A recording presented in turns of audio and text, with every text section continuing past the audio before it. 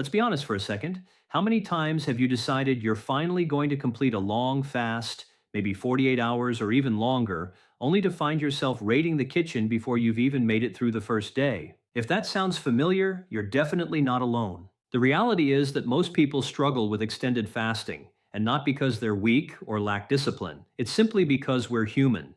Yet many fasting advocates continue promoting the idea that suffering through days without food is the only path to unlocking your body's repair systems. What's fascinating is that science has been uncovering a different story. While many people are still focused on lengthy water fasts, researchers have discovered something remarkable. Certain amino acid patterns, the compounds that make up the proteins you eat, can activate many of the same biological pathways that fasting activates. The destination may be similar, but the route is completely different. No constant hunger, no energy crashes, no struggling to focus because your brain feels like it's running on empty. Instead, your body can begin activating its natural maintenance systems without forcing you into prolonged starvation. Today, we're going to explore how this works and why it could completely change the way you think about food and health. Let me ask you a question. What do you believe is actually responsible for fasting's benefits? Most people assume it's simply the absence of food.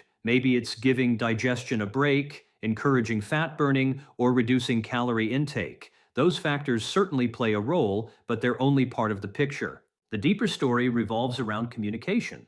Your cells are constantly receiving chemical instructions. Every minute of every day, they're interpreting signals and adjusting their behavior accordingly.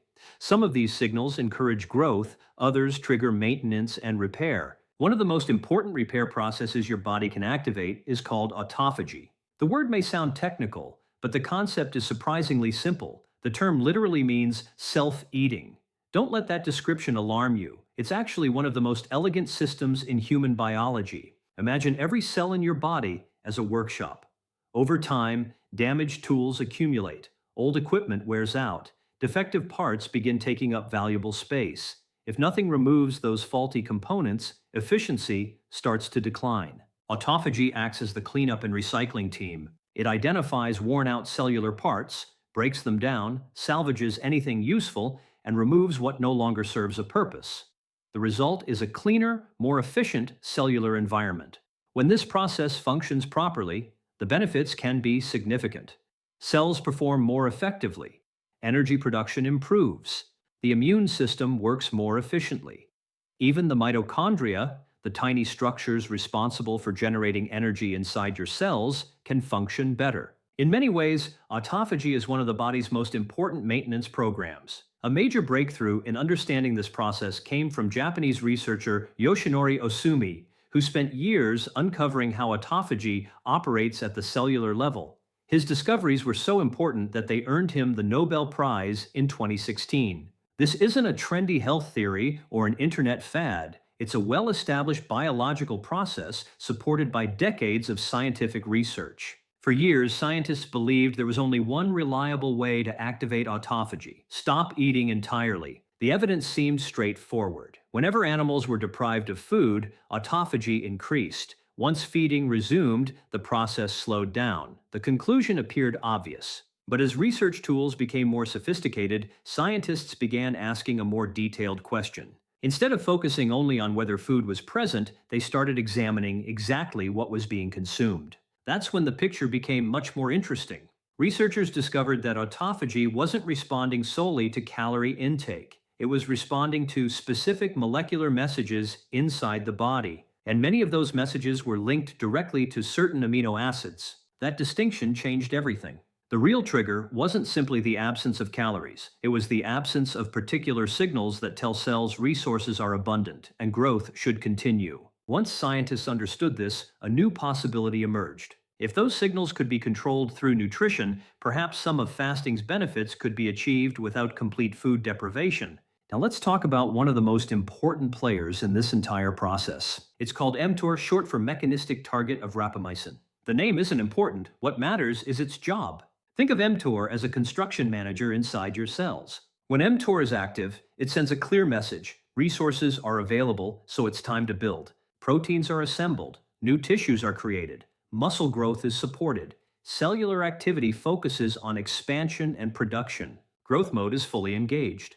But when mTOR activity decreases, the message changes. The building project slows down, construction pauses. That's when the body's repair and recycling systems have an opportunity to step forward. Autophagy becomes more active. Here's the key principle to remember. Growth and deep cellular cleanup generally don't happen at maximum capacity at the same time. Your body is constantly balancing these priorities. Sometimes the signal says build, other times the signal says repair. And every meal you eat contributes information that helps your cells decide which mode to prioritize. By midday, this is where you shift into what you could call a bridge meal. The goal here isn't restriction, it's control of the amino acid profile so your cells stay in a repair-friendly environment while still keeping you full and energized. Instead of defaulting to heavy animal proteins, this is where plant-based options start to matter more than people realize. Foods like lentils, chickpeas, quinoa, and mixed legumes provide protein, but in a very different amino acid pattern compared to meat or dairy. They tend to be lower in leucine density and come with a higher proportion of non-essential amino acids. That shift changes the signal your body is receiving. Your cells are no longer getting a loud growth and build message. Instead, the message becomes quieter, more balanced, and closer to a maintenance state. This is also where combinations matter. When different plant proteins are paired together, the amino acid profile becomes more complete, but still not as aggressively mTOR activating as concentrated animal protein sources. That's the subtle advantage. You're still eating real food. You're still satisfied, but internally, your body is not being pushed out of its repair mode too quickly. Afternoon is also where hidden signals come into play. Even outside of food, your biology is still listening. Light exposure, movement, and stress levels all influence whether your body leans toward growth or repair. A short walk after eating, for example, helps stabilize blood sugar and keeps insulin signaling smoother, which indirectly supports the same cellular environment you're trying to maintain. Now let's move into the evening, where everything either locks in the benefit or completely cancels it out. Dinner is the most important decision point of the entire day. This is where most people unintentionally switch their biology out of repair mode. A typical dinner, heavy in meat, dairy, and refined carbs, sends a strong combined signal. Amino acids spike, insulin rises, mTOR activates, and autophagy shuts down. It doesn't matter what happened earlier in the day if this meal is overly growth signaling heavy. But when dinner is structured differently, the opposite happens. A lighter protein load, more vegetables, healthy fats, and slower digesting foods allow insulin to stay lower and mTOR activation to remain moderate. That gives your body a longer uninterrupted overnight window to continue cellular cleanup. And that overnight window is where a lot of the real repair work happens. While you sleep, your body is not just resting. It is actively sorting, recycling, and rebuilding at a cellular level. Damaged proteins are broken down. Cellular waste is cleared. Energy systems are reset. If your last meal supports that state instead of interrupting it, you extend the time your body spends in repair mode without adding any extra effort to your day. And this is where everything comes together. You don't actually need extreme fasting windows to activate many of these pathways. You don't need to suffer through prolonged hunger or force yourself into routines you can't sustain. What matters more is the pattern of signals you are sending consistently throughout the day. High leucine, high methionine, high IGF-1 signaling pushes the body toward growth mode. Lower amino acid signaling intensity, more plant-based protein balance, strategic timing of meals, and longer natural overnight gaps all push the body toward repair mode. When you understand this, food stops being just calories. It becomes information. Every meal is a message, and your body is always reading it. This is where things get interesting because it changes the entire idea of fasting. Fasting is no longer just about not eating. It becomes one way of achieving a certain biological signal state. But it is not the only way. The same internal pathways that respond to complete food absence can also respond to carefully structured nutrition patterns that reduce growth signals while maintaining satiety and energy. That is the real shift in thinking, not starvation versus eating, but signal control versus signal overload. And once you see it this way, you start to realize something important. You are not locked into extreme approaches to influence your biology. You can work with it through consistency, composition, and timing. And that is ultimately what makes the difference between short-term effort and long-term sustainability. Wellness Science Hub. This is the first real substantial meal of your day, and it's where the amino acid balance starts to matter most. The idea here isn't to eat less, it's to choose foods that naturally shift your body toward a more repair-friendly state. Start with plant-based protein sources that have more favorable amino acid patterns.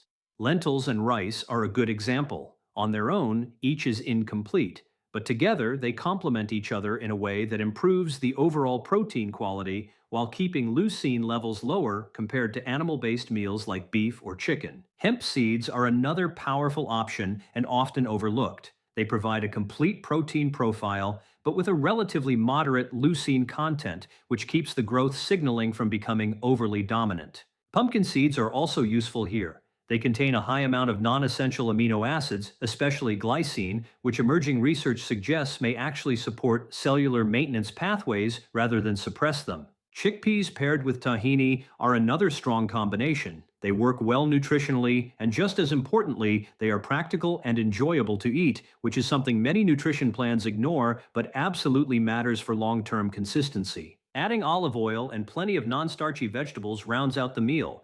Fat does not significantly activate mTOR signaling, and most vegetables have minimal impact on nutrient-sensing pathways. The result is simple. You feel full, but your cells remain in a low-growth, maintenance-friendly environment. Now, the evening meal is where the strategy shifts again. This is the reload phase. At this point, the focus changes from maintaining a repair-friendly state to supporting recovery and rebuilding. It might sound counterintuitive at first, but the timing is intentional. After hours of lower growth signaling during the day, your body has already had a long window to carry out maintenance and cleanup processes. Evening is when muscle protein synthesis becomes more active, especially during sleep. So instead of avoiding higher quality protein at this point, you actually reintroduce it. This is where foods like salmon, sardines, mackerel, or other fish become ideal choices. They provide a strong amino acid profile with relatively balanced methionine content, along with omega-3 fats that independently support anti-inflammatory processes. Pairing this with complex carbohydrates such as sweet potatoes, quinoa, or legumes helps moderate insulin response and supports a more stable overnight hormonal environment, including cortisol regulation.